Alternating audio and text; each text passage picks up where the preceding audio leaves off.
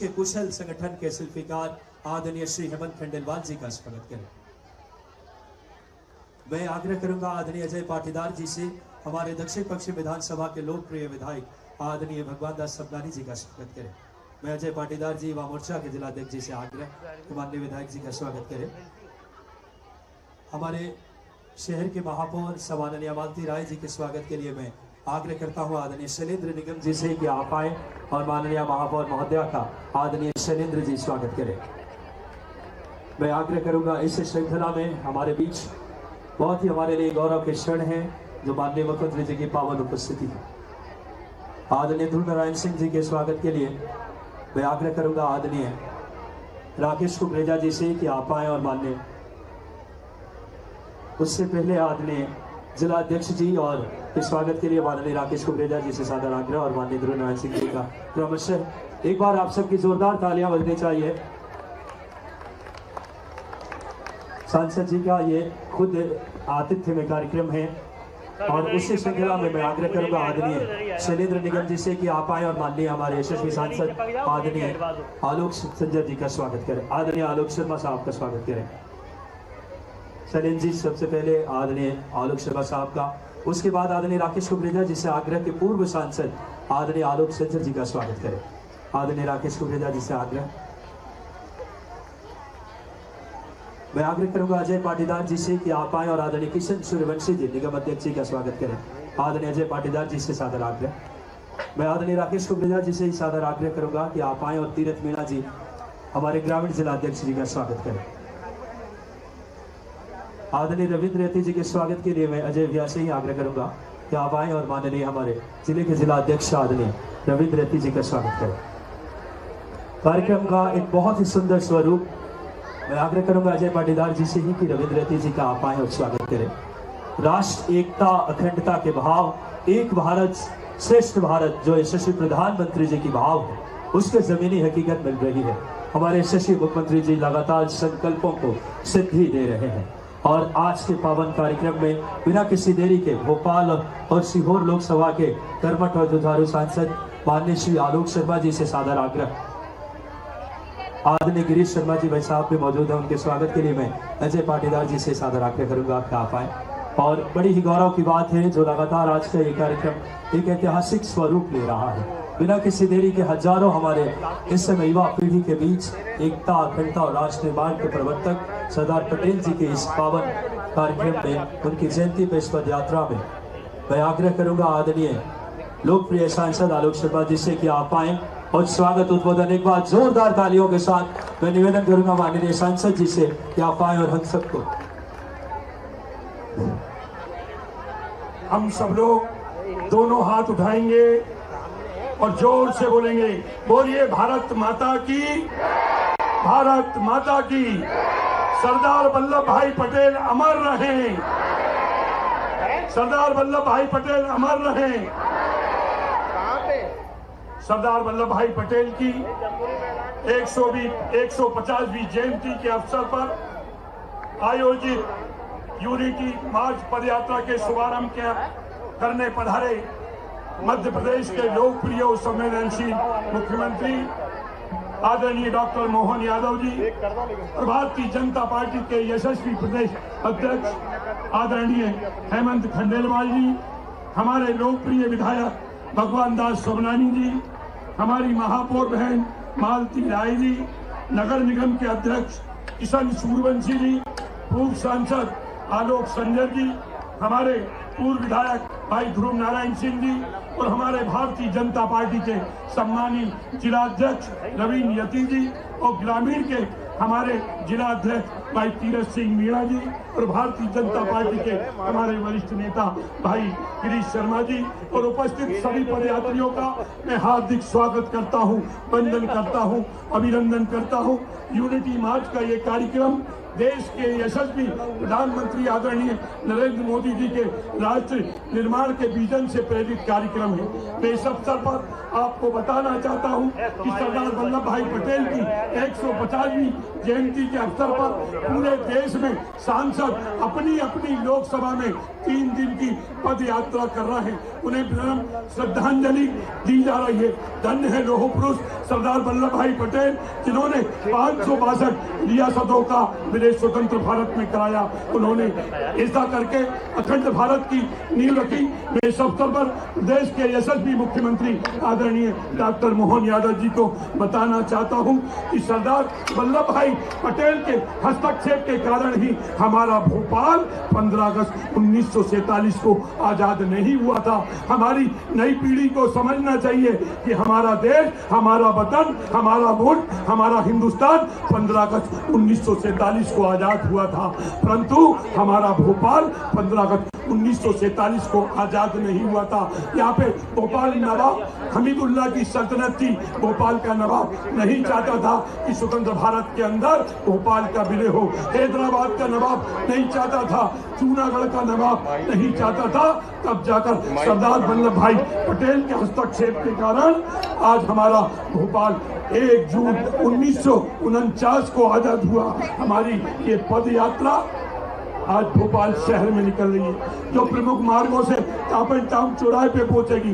कल हमारी ये पद यात्रा भोपाल सीहोर संसदीय क्षेत्र में बेलसिया विधानसभा में निकलेगी। 13 नवंबर को हमारी ये एकता घंटा की जो यात्रा है यूनिटी मार्च, ये सीहोर विधानसभा के अंदर निकलेगी।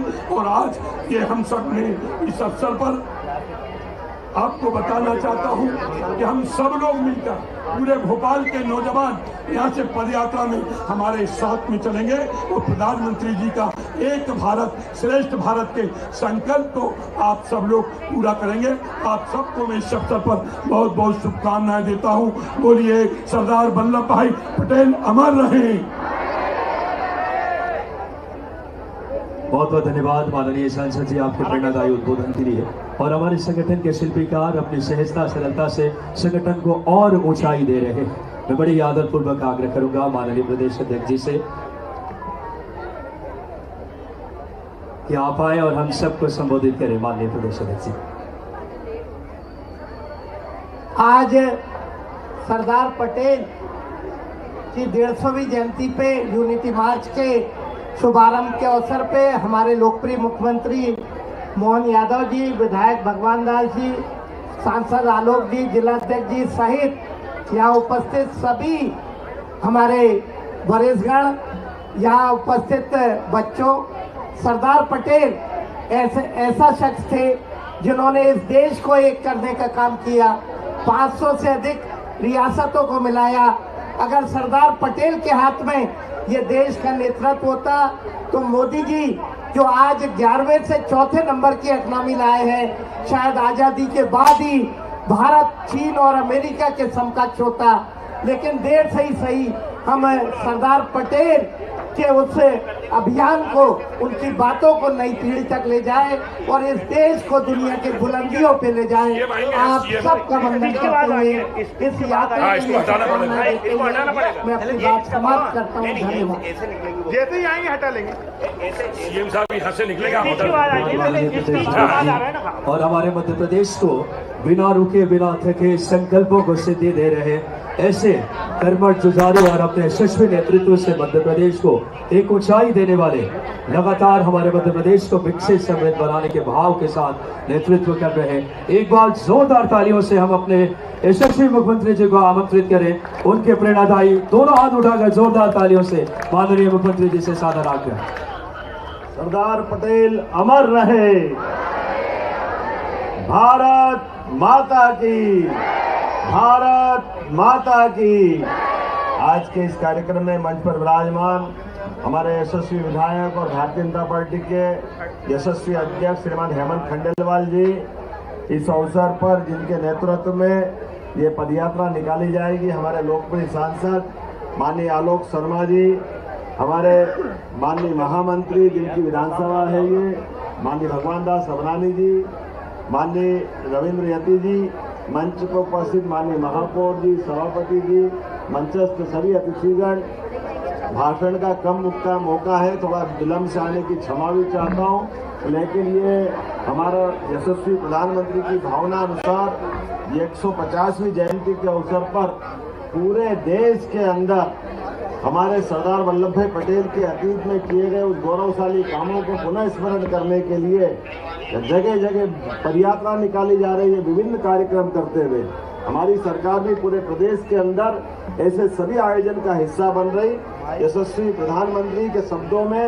सरदार पटेल के जो गुणों के माध्यम से जिस प्रकार से उन्होंने विविधता में काम किया, आज़ादी के लिए अंग्रेजों से संघर्ष, आज़ादी के समय पाकिस्तान की घटनाओं को दृष्टिगत रखते हुए देश को न केवल महफूज रखा बल्कि कई कारण से हमारे सभी प्रकार के योगदान से वर्तमान का मजबूत देश दुनिया के सामने अगर दिखाई दे रहा है तो उसकी बड़ी भूमिका सरदार वल्लभ भाई पटेल की है। ऐसे महापुरुष को स्मरण करते हुए हम सबको गर्व है। मेरी अपनी ओर से बधाई, बहुत बहुत धन्यवाद। भारत माता की। बहुत बहुत धन्यवाद माननीय मुख्यमंत्री जी। और मैं जिला अध्यक्ष जी से माइक निकालना सादर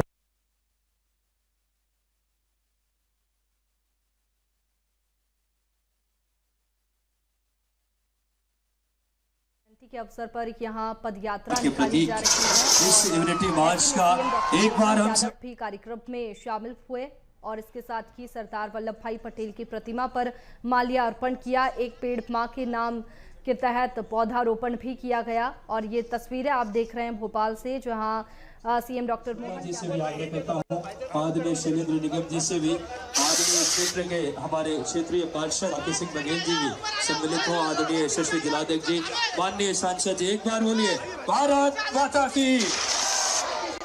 दोनों हाथ उठाइए, ऐतिहासिक क्षण है। हमारे यशस्वी मुख्यमंत्री जी जो लगातार प्रदेश को लगातार बिना रुके बिना थके विकास की गति दे रहे हैं। माननीय हमारे प्रिय सांसद महोदय जो लगातार हम सब के लिए एक बार दोनों हाथ उठाकर बोलिए भारत माता की, भारत माता की। ऐतिहासिक दिन है आज, एक भारत श्रेष्ठ भारत, आत्मनिर्भर भारत के भाव के साथ आज की ऐतिहासिक सरदार वल्लभ भाई पटेल की जयंती पर पदयात्रा भोपाल सीहोर लोकसभा क्षेत्र के और इस पदयात्रा में स्टार आइकॉन प्लेयर भी सम्मिलित हो रहे थे, विभाग के जिन्होंने मेडल्स जीते हैं। और माननीय मुख्यमंत्री जी ने अपना बहुमूल्य समय से ऐतिहासिक पलों के हम सब एक भारत श्रेष्ठ भारत के भाव यशस्वी प्रधानमंत्री जी की नीतियों को जो लगातार अपनी और सुचारू इच्छा शक्ति के साथ लागू कर रहे हैं माननीय मुख्यमंत्री जी, माननीय सभी हमारे गणमान्य अतिथिगण, आदरणीय विधायक भगवान दास सतनामी जी, माननीय जिलाध्यक्ष रविंद्र रेड्डी जी, श्रीमती मालती राय जी, सभी पदाधिकारी नारायण सिंह जी, झंडे ऊपर रखेंगे, बोलिए भारत माता की। अपने झंडे ऊपर रखेंगे, भारत माता की। बहुत ऐतिहासिक पदयात्रा, 2000 से ज्यादा छात्र छात्राएं हिस्सा ले रही है। देश के दिल मध्य प्रदेश से ये संदेश पूरे दुनिया को एकजुट भारत का अखंड और राष्ट्र निर्माण में हमारी युवा शक्ति अपनी आहुति देने के लिए तैयार है। माननीय मुख्यमंत्री जी की प्रेरणा, यशस्वी प्रधानमंत्री जी के संकल्पों को सिद्धि मिल रही है। हमारे यशस्वी प्रदेश अध्यक्ष जी सभी गणमान्य आदरणीय गिरीश शर्मा जी, सभी पदाधिकारी मौजूद हैं और बड़े ही सुंदर आज की परिकल्पना मूर्त रूप ले रही है। भारत के तिरंगे झंडे की आन बान शान, कहते हैं जो भरा नहीं है भावों से, जिसमें बहते रसधार नहीं, वो हृदय नहीं है पत्थर है, जिसमें से देश के पूजता है। ये ऐतिहासिक कार्यक्रम के हम सब सहभागी हमारे प्रदेश के। तो देखिए सरदार वल्लभ भाई, और हमारा सबका सौभाग्य है, माननीय मंत्री प्रहलाद पटेल जी ने मेरे बोलने के पहले बहुत कुछ काम निपटा दिया। जोरदार अभिनंदन करें माननीय मंत्री जी का। कई सारे आपके विषयों को लेकर के और उससे सुखद बात, इस मंच पर मौजूद अखिल भारतीय अध्यक्ष माननीय अशोक जादव जी का धन्यवाद करें, उनने उनके बोलने का समय भी मुझे दिया। मैं आपका भी आभारी हूँ। माननीय महेंद्र सिंह जी यादव उपाध्यक्ष, आपका भी आभारी हूँ। जरा ताली बजाओ तो दिल खोल के बजाओ भाई। माननीय प्रहलाद जी भाई साहब के लिए एक बार जोरदार ताली बजाओ। मंत्री जी ने आपकी सारी विषयों को लेकर के जो चिंता पाली, और अभी यह सत्र खत्म नहीं हुआ है, केवल मैं बीच में जरूर खड़ा हुआ हूं क्योंकि मुझे केवड़िया दिल्ली ऐसे निकलना, हमने कहा अगर इतने दूर दूर से हमारे पूरे मंच के लिए एक बार जोरदार अभिनंदन अशोक सिंह सेंगर जी, राजवीर सिंह तोमर जी, गोपाल सिंह पंवार जी, अनूप सिंह बघेल जी, राम प्रसाद चौधरी जी, जालम सिंह पटेल जी, देवेंद्र चौधरी जी। अब जो नाम बच जाए तो लिखने वाले की गलती मेरे पास नहीं, सारे नाम पढ़ दिए, ये हमारे सबके लिए है। एक बार पूरे मंच के लिए जोरदार अभिनंदन कर दें। त्रिस्तरीय पंचायत संयुक्त मोर्चे के इस सम्मेलन में सच में अलग अलग संगठन आते तो कंफ्यूजन पैदा होता है, बड़ा मुश्किल जाता है किसकी बात माने किसकी नहीं माने। बात तो सबकी घूम घाम के अपने अधिकार संपन्न बनाने की होती है, लेकिन घर में सब्जी पूड़ी भी बनती है, पराठे का मजा अलग आता है, दाल बाटी का आनंद अलग आता है। बात तो वही है, जाना तो भोजन में ही, लेकिन अपने अपने तरीके में। लेकिन हर त्योहार का मजा, हर एक बार त्योहार जिससे जो मनता है उसका आनंद अलग आता है। और जब भोपाल में आओ तो संयुक्त बात करके आओ तो उसका अन्नकूट का मजा आता है। जोरदार अभिनंदन करें। दिवाली अभी अभी गई, 56 पकवान एक साथ आनंद लेने के लिए। मैं आज के इस अवसर पर जब आपसे बात करने के लिए यहाँ खड़ा हूं तो यशस्वी प्रधानमंत्री श्रीमान नरेंद्र मोदी जी का जोरदार अभिनंदन, माननीय मोदी जी का, जिनके नेतृत्व में पूरे देश के अंदर सभी क्षेत्रों में समान रूप से प्रगति होते हुए, लेकिन हमें कल की बीती घटना को भी भूलना नहीं। हमारे देश की बनने वाली प्रगति, बढ़ने वाले कदम दुनिया के अंदर अलग प्रकार से निकल रहे हैं। ऐसे में दुश्मन भी पता नहीं कितने कितने प्रकार से। तो मैं अभी तो कल की घटना को माननीय गृह मंत्री जी उस पर विस्तार से बात कहेंगे। हमारे घर में होने वाली ऐसी कोई भी आपदा वो सच में हमको कष्टकारी। 2 मिनट के लिए खड़े होकर के हम मौन कर दें। कल जो घटना में किसी भी कारण से हमारे बीच से गए, ऐसे सभी हमारे अपने बंधुओं के लिए मैं बाबा महाकाल से कामना करता हूं 2 मिनट का हम मौन करके अपनी बात कहेंगे।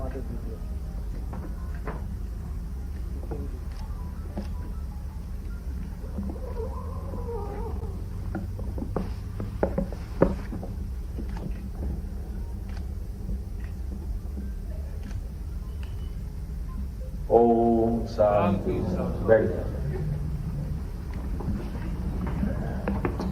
हमारी अपनी ऐसी रोजमर्रा की गतिविधियों में इतना बड़ा देश और इस बड़े देश के अंदर यशस्वी प्रधानमंत्री ने 10-11 साल में कितने प्रकार से कितनी सारी चीजों की चिंता की। इसलिए हमारे देश के यशस्वी प्रधानमंत्री पे हमको भरोसा है, माननीय गृह मंत्री पे भरोसा है।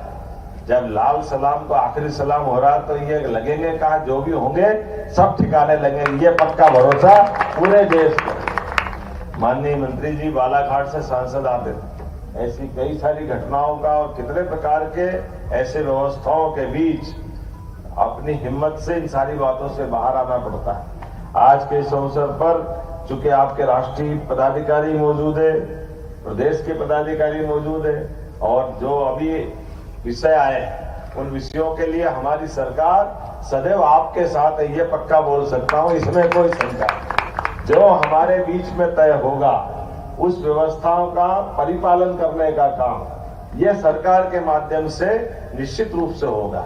और ये बात तो सही है कि जब सरपंच के सामने बैठेंगे तो सचिव, रोजगार सचिव, क्या रोजगार सहायक, ये सब चीजें तो आना ही चाहिए, इनके बिना बात थोड़ी बनती है। तो ये इस विषय को लेकर के भी विभाग गंभीर है। लेकिन ये भी बात सही, त्रिस्तरीय शासन प्रणाली में पंचायत के लिए सच में जो प्रधानमंत्री, मुख्यमंत्री ये हमको दिखते भले ही है, या आपकी नगर पालिका, नगर निगम, नगर पालिका, ये जो आपको पावर है वो पावर तो इतने बड़े बड़े पद वालों को भी नहीं। एक सरपंच जो पंचायत के लिए कर सकता है वो कोई नहीं कर सकता। जोरदार अभिनंदन अपने आप के लिए भी करें, क्योंकि पंचायत की नीचे तक की प्रणाली इतनी अच्छी है। इस व्यवस्था के आधार पर सच में कहा माननीय मंत्री जी ने कि एक पंचायत के सरपंच और पंचायत के दरमियान एक एक घर की गिनती आपके माध्यम से हो जाती है। एक एक घर में होने वाली घटनाओं को लेकर आप अवगत रहते हैं और भविष्य में आपको कहां ले जाना है इसमें भी कोई शंका नहीं, वो सारी चीजें आपके सामने। ऐसे में सरकार की व्यवस्थाओं के बलबूते पर हमारा तो भौगोलिक रूप से इतना बड़ा प्रदेश, इतने बड़े प्रदेश में सच में बड़ी आबादी हमारी गांवों की पंचायतों में रहती है। तो हमारे प्रदेश की अगर तस्दीर बदलना है, इसकी तकदीर बदलना है तो आपके बगैर संभव नहीं हो सकती है। ये पक्की बात है, ये आपके भरोसे से ही विकास का कारवां चल रहा है। इसलिए हमारी सभी योजनाओं के लिए आधार अगर हुए तो पंचायत। इसलिए आप बताइए, मुझे ट्राइबल के अभी कुछ भाई बहनों ने अपनी तरफ से बात कही तो हमने कहा कि आपकी बात का भी विचार करेंगे।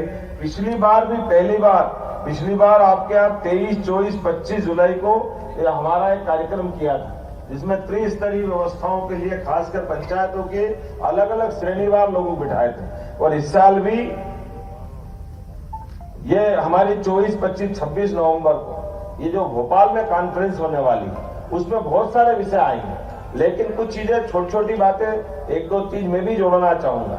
उदाहरण के लिए जैसे हमारा शहरीकरण बढ़ रहा है और शहरीकरण बढ़ने के कारण से पंचायत और पंचायत के पास में लगी नगरीय निकाय की कोई व्यवस्था, तो नगरीय निकाय और आपके बीच में कई बार ये टकराव आता है। जब नगर निगम, नगर पालिका, नगर परिषद होती तो उनके पास पार्षद भी होते हैं, सीओमओ भी होते हैं, बहुत सारी चीजें होती, लेकिन ठीक पास में पंचायत। अब पंचायत के पंचायत सचिव और सहायक सचिव, इससे बड़ा कोई होता नहीं। और वो टीएनसी वीएनसी से लेकर बड़ी बड़ी अपनी कॉलोनी बनाने आते हैं, बहुत सारी चीजें होती। तो ऐसा कोई समाधान निकले कि हमारी पंचायत भी जिंदा रहे और वो विकास का काम भी बंद नहीं हो, इसका मैकेनिज्म बनाने की जरूरत है। इसके आधार पर भी हम अपने बड़े शहरों के साथ, लेकिन जो पंचायतें ऑटोनोमस है, जिन पंचायतों को अपने काम करना है, तो मैं आज ये भी देखता हूँ सियासत विदिशा में उदाहरण बना कि हमारी आवासीय व्यवस्था में पंचायत भी अपना रोल अदा करे कि आपकी खुद की प्लानिंग से अपना नया गांव बसे, क्या परेशानी है उसमें, उन कामों को भी किया जा सकता है, लेकिन विभाग के दरमियान उसको कैसे करें ताकि कठिनाई नहीं आए। जैसे बीच बीच में कोई ने खड़े होकर बोला ना कि कार्रवाई हो जाती है, एफआईआर हो जाती है, ये जो कठिनाई है मैं मान के चलता हूँ, ये पक्की बात आपको गारंटी दे सकता हूँ, अच्छा काम करो, सच्चा काम करो, सरकार आपके साथ आने वाली, कोई कठिनाई आपको नहीं आने वाली है, ये पक्की बात। बस काम के करने का इंटेंशन दिख जाता है कि काम की आपकी करने की भावना अगर शुद्ध है तो उस भावना में तो परमात्मा आपके साथ, कोई दिक्कत नहीं। यशस्वी प्रधानमंत्री के नेतृत्व में जब हम अपने इस तरह की व्यवस्थाओं को लिए आगे बढ़ते हैं तो कई नए टारगेट आते हैं। जैसे अभी माननीय मंत्री जी ने सही कहा, 2472 अटल पंचायत भवन हमारे पास इन गांवों की व्यवस्थाओं के लिए आज की स्थिति में भी जो आंकड़े बताए, 1037 सामुदायिक भवन, 106 जनपद पंचायत के भवन, 5 जिला पंचायत के भवन स्वीकृत की। जब स्वीकृत करो ताली वाली तो बजाओ भाई, आप ही के लिए तो कर रहे हैं। मैं समझता हूं कि मैं बोलता तो भूल ही जाते हैं काहे के लिए बोल रहे हैं, यह आप ही के लिए बोला जा रहा है। यह हमारा सौभाग्य भी है कि जब इतने बड़े काम आपको मिलने जा रहा है, ऐसे में शांति धाम की बात भी बहुत पवित्रता के साथ आई। यह हमारे लिए 2026 का समय, सच में 27 में आपके चुनाव आ जाएंगे, सभी के चुनाव आने वाले, तो हमारे द्वारा ये मन का एक भाव भी रहता है। हर एक गांव के अंदर हमने तय किया कि हर हालत में शांति धाम के लिए जो राशि चाहिएगी और यह अतिक्रमण हटाने से लेकर जो भी कठिनाई है उसका समाधान करने के लिए निश्चित रूप से कलेक्टर्स के माध्यम से सारा प्रशासन आपके साथ रहने वाला है। इस टारगेट पे हमको आगे बढ़ना है,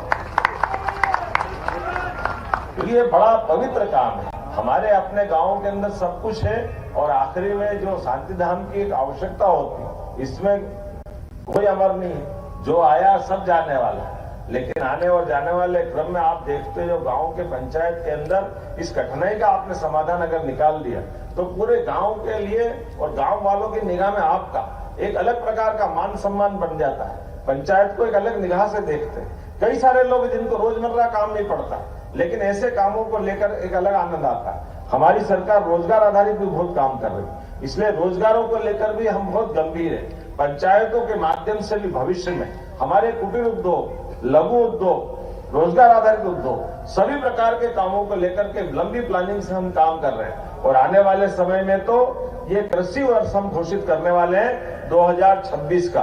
कृषि आधारित वर्ष, ये इस वर्ष का रोजगार और उद्योग वर्ष था, अगला साल कृषि आधारित उद्योग का। तो आपकी पंचायतों के अंदर भी कृषि आधारित उद्योग कैसे लगे, उनमें लोगों को रोजगार कैसे मिले।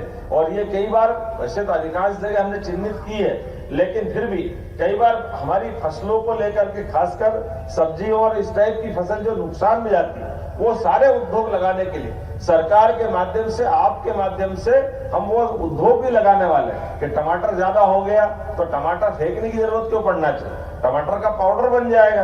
प्याज, लहसुन, आलू, ऐसे कई प्रकार के अलग अलग फसलें हैं। तो सभी क्षेत्रों में जितना अच्छा हो सकता है सरकार के माध्यम से प्रत्येक क्षेत्र में आगे बढ़ रहे हैं। इसी प्रकार से स्कूल कॉलेज में नहीं, आप तो अंदाज लगा लो, हमारी सरकार बनने के बाद हमने मेडिकल कॉलेज भी बहुत तेज गति से खोले और एग्रीकल्चर कॉलेज भी बहुत तेज गति से खोले।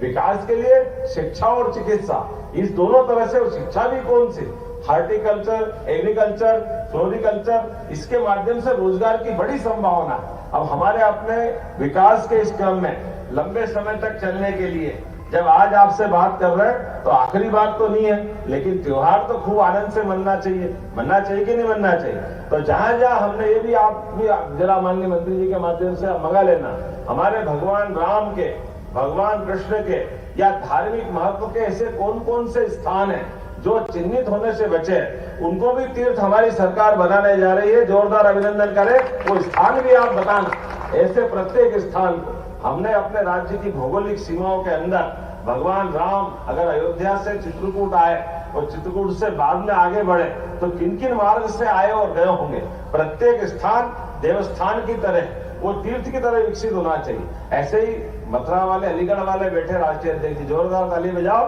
हमने इनके गोपाल कृष्ण कन्हैया के लिए भी योजना बनाई, हमने प्लान बनाया है कि मथुरा से भगवान कृष्ण कंस को मारने के बाद शिक्षा ग्रहण करने आए, तो मथुरा से आने का रास्ता कौन सा, और यहाँ से द्वारका जाने का, नरकासुर को मारने के असम जाने का, हर बार मध्य प्रदेश है, तो उत्तर, दक्षिण, पूर्व, पश्चिम, कई बार भगवान कृष्ण मध्य प्रदेश से गुजरे होंगे।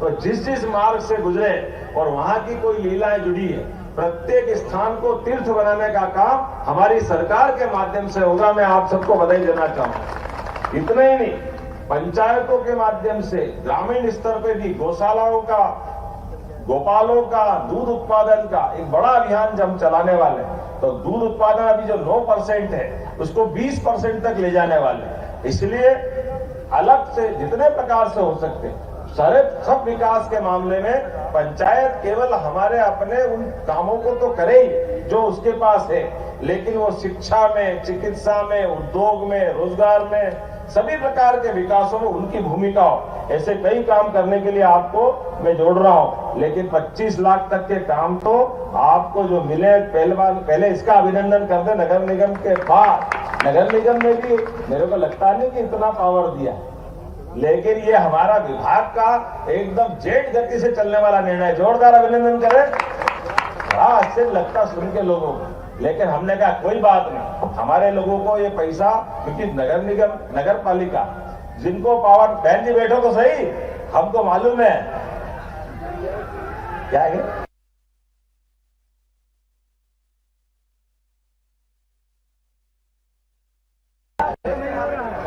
एक मिनट भाई जरा,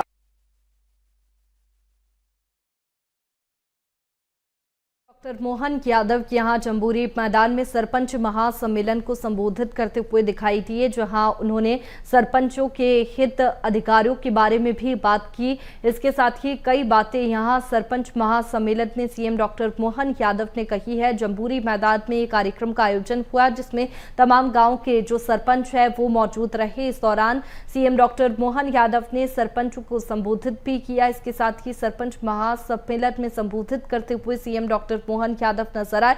ये सीधी तस्वीरें भोपाल से आपने देखी। कोई अगर सचिव नहीं करने वाला हटा देंगे, साले चिंता क्यों कर रहे हो, जब कोई तकलीफ देगा सचिव है, सहायक सचिव है, इनकी क्या होगा। मेरे को लगता है कि यार सरपंच के मामले में कोई दिक्कत आ रही, सरकार ने निर्णय किया तो उसको ठीक करने का काम हमारा है। ये तो चिंता की बात थोड़ी ताली वाली बजा के बताओ अगर मैं आपके हित की बात कर रहा हूँ। देखो, निर्णय तो जब कभी भी सरकारी स्तर पे होगा तो निर्णय के क्रियान्वयन में कोई कठिनाई आएगी, उस कठिनाई को हल करने का काम तो सरकार का, सरकार के माध्यम से तो बातें आना चाहिए।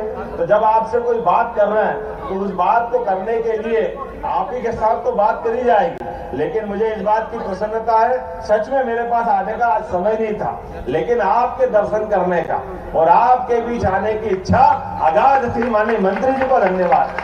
हमने कहा भाई इतने दूर दूर से हमारे सरपंच भाई बहन आ रहे हैं और उनने अपने पंचायत के अंदर अलग अलग प्रकार से भूमिका अदा करी, तो मुखिया होने के नाते से अगर वो भोपाल में हमारे घर आ रहे हैं तो हमको दर्शन करना चाहिए कि नहीं करना चाहिए, आपके बीच आना चाहिए कि नहीं आना चाहिए। इसलिए आज मैं आपके बीच आया हूं और आने के बाद मैं आपसे यहाँ से अपने माननीय मंत्री जी और आपके पूरे संगठन के सारे पदाधिकारी को छोड़ के जा रहा हूं। और ये आखिरी नहीं है, अभी वापस जो नवंबर में 24, 25, 26 को 3 दिन की कॉन्फ्रेंस होने वाली, ऐसे कौन कौन से विषय जिसमें आपको कठिनाई आ रही उसको लिपिबद्ध बना लेगा और वो सारी चीजें यहाँ पहुंचेगी। मैं अपने बीच में से आज जो माननीय मंत्री जी ने कहा है, मेरे को थोड़ा आपने कहा है तो मैं बोल जरूर देता हूं, लेकिन ये अधिकार तो आप ही का है। आपने कहा कि मैं 50,000 का आज यहां से घोषणा करता हूं, तुरंत कभी कुछ न कुछ तो हाथ में देना ही चाहिए। जोरदार अभिनंदन। 50,000 रुपया आज की इस कार्यक्रम के बाद से आपके खाते में पहुंचेगा, जो पंचायतों के अंदर आप लगाएंगे और भविष्य में और मिलता जाएगा। बहुत बहुत धन्यवाद। बहुत बहुत धन्यवाद। भारत माता की जय। माननीय मुख्यमंत्री जी का बहुत बहुत धन्यवाद कि उन्होंने हमारी समस्त मांगों चीजों को देखा। अब मैं